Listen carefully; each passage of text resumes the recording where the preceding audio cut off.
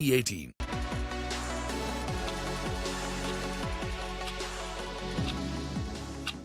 Hello and welcome to this very special edition on CNBC-TV18. I'm Sonal Bhutra. Well, sustainability has been the big focus point, not only at an individual level, but governments and organizations as well.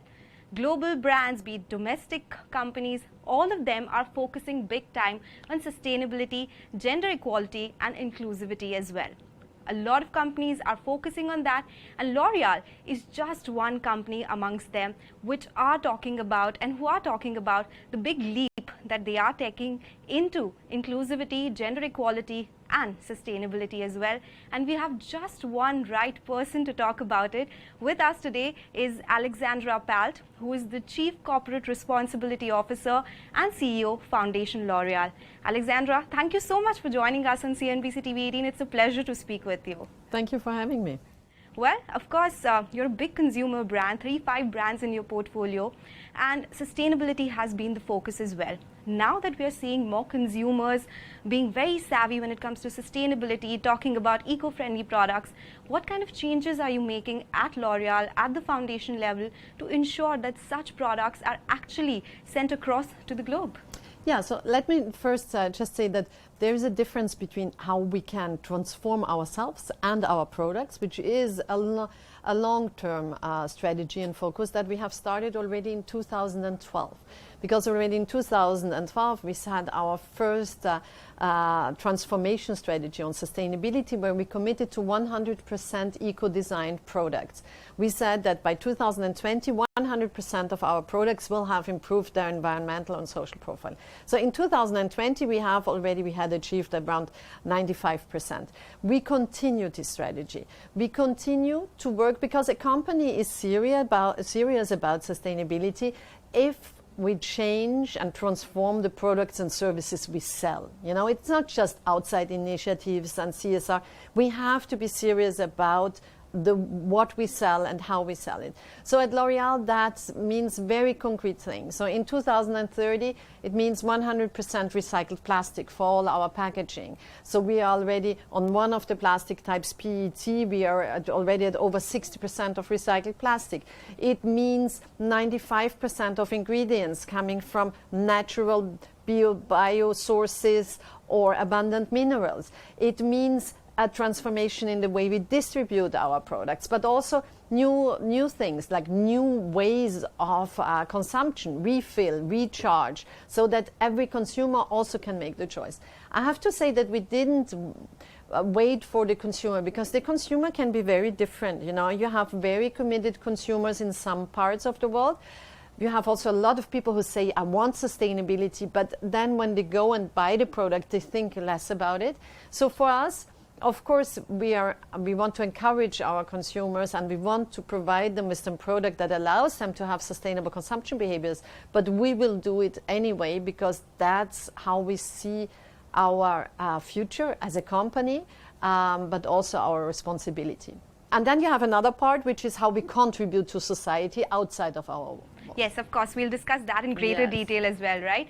So when we talk about you ensuring that the final product that goes to the customer is eco-friendly, or at least you're ensuring that there's lower emissions, so to say, are we doing it via supply chain as well? Is that changing for you in the overall scenario? Yes, definitely. So we have to understand that we are all in this together.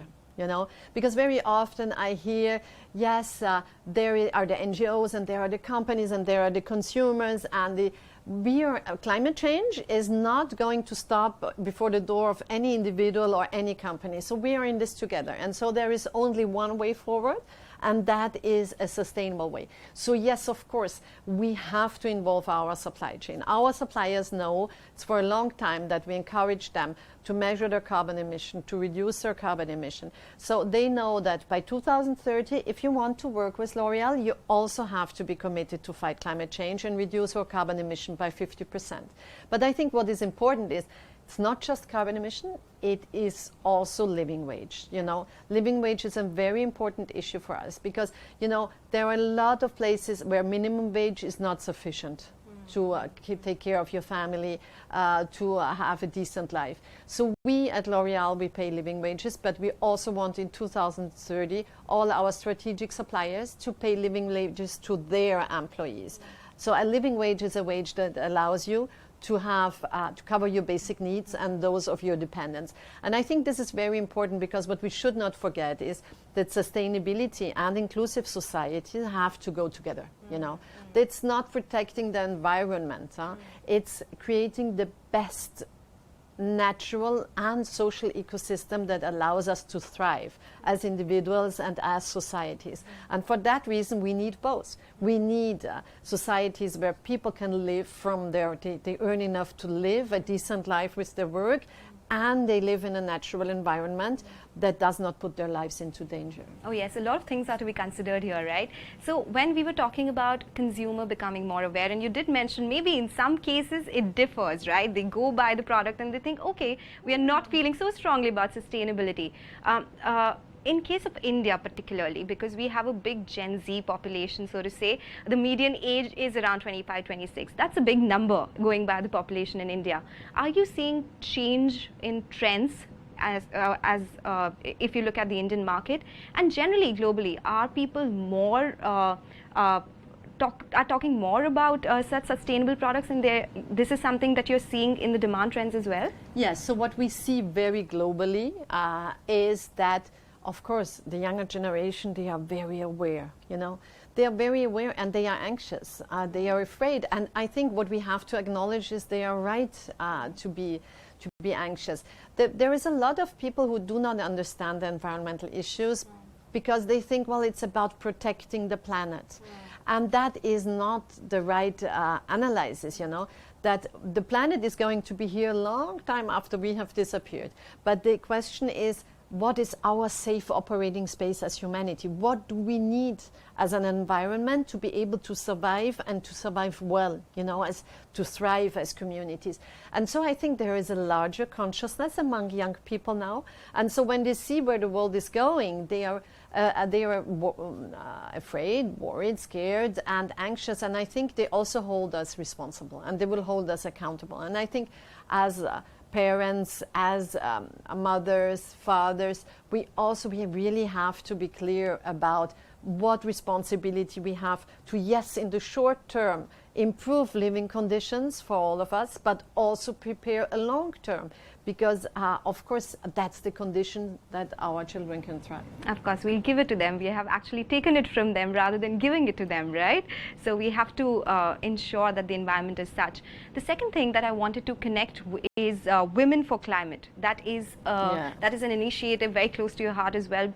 So I just wanted to understand in the larger picture, is this gender's or women's contribution to the climate change scenario very low right now? What you at L'Oreal Foundation is doing to ensure there's gender parity? Yeah, so as I said, our contribution to society is happening also a lot through the L'Oreal Foundation. And one of the issues we are interested in is women and climate change. So why are we interested in? So women are disproportionately impacted by climate change, as caregivers, as providers of food, as victims of climate catastrophes.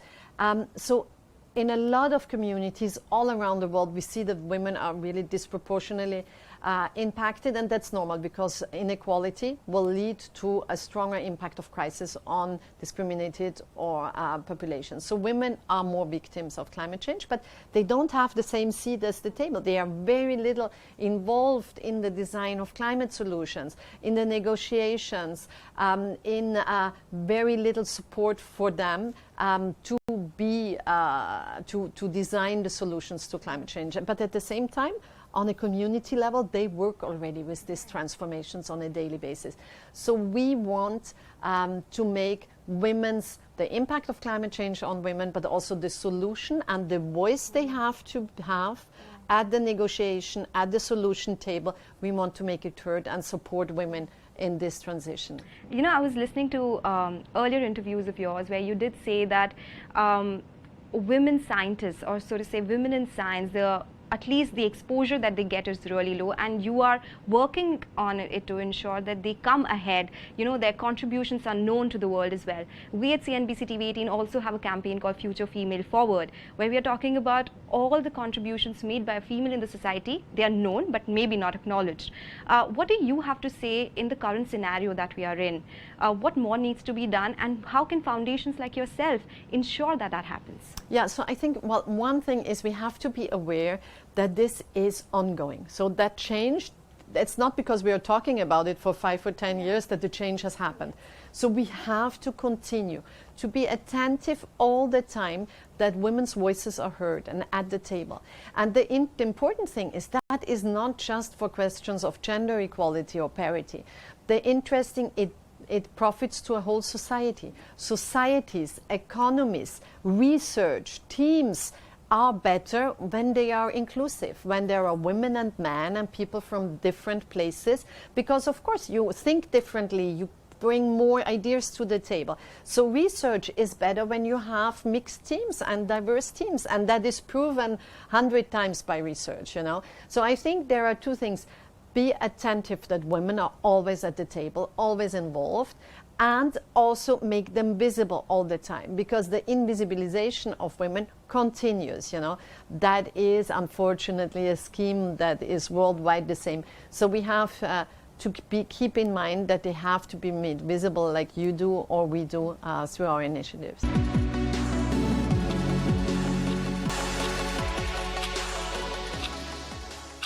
So when we talk just about India, you have a lot of projects, a lot of partnerships here. What are the on-ground partnerships in India which are creating opportunities for women and initiated by L'Oreal? Yeah, so we have worked, indeed, I had the opportunity yesterday to visit some of the projects, so I can give you a little bit a first-hand overview. So there are programs where we work on supporting young women to get trained as beauticians, so women from underprivileged backgrounds, in order to have job and skill training.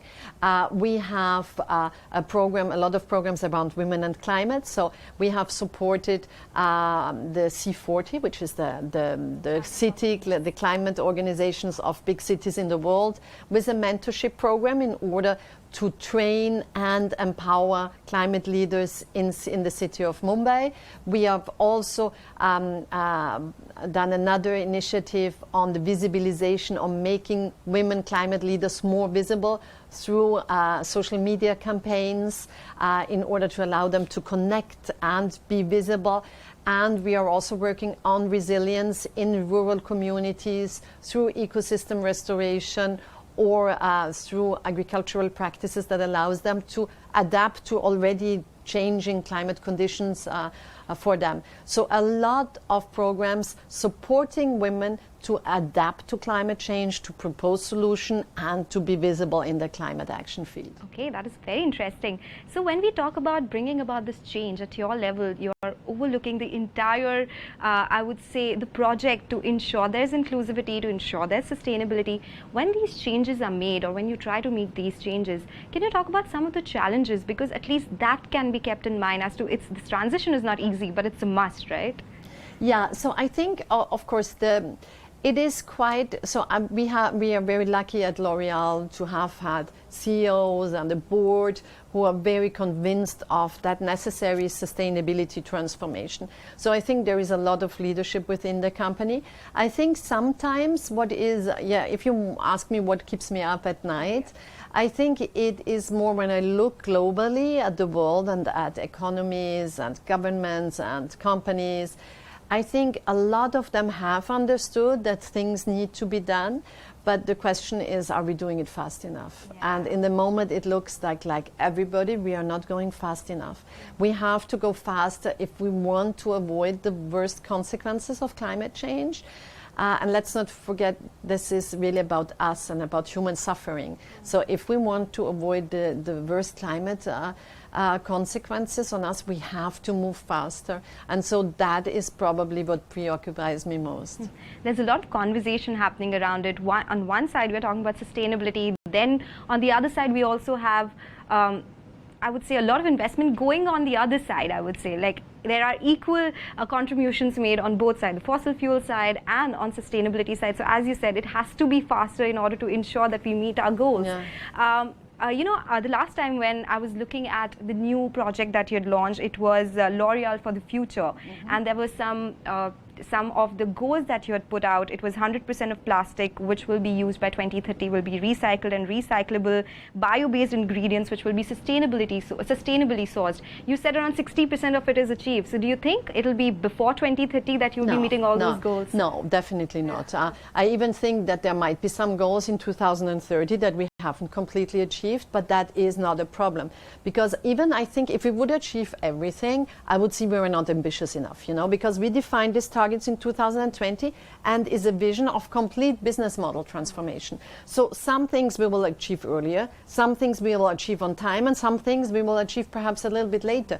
But the really important thing is, are we doing this complete transformation which should lead to an inclusive and sustainable economy for all of us? And I think so that is really important. So every year we report in our annual report on our progress in a transparent manner, and so everybody can see on what issue we progressed a lot, on which we are doing a good job, on which we have to go faster.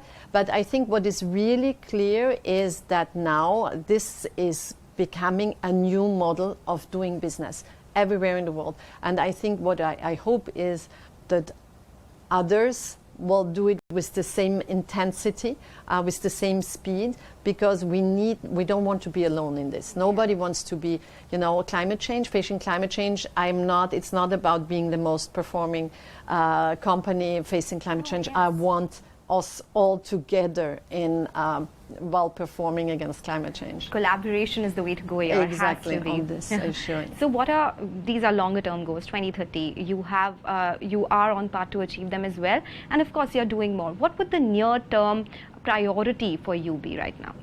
Yeah, so the near term priorities are, actually it's ongoing, every year. So we have the roadmap in 2030, this is our target, and every year we have to achieve the next step, in this road. So we are working very hard on the packaging issue. So I think refill and recharge is a really huge issue for us, because that means that consumers have to change behaviors, and it's not so easy, because we are all used to an economy, unfortunately, where there is a lot of waste. So we all have to change our habits. So we were working very hard on this. For 2030, that would be 23, that is a very, very strong priority for us. Make refill and recharge happen everywhere.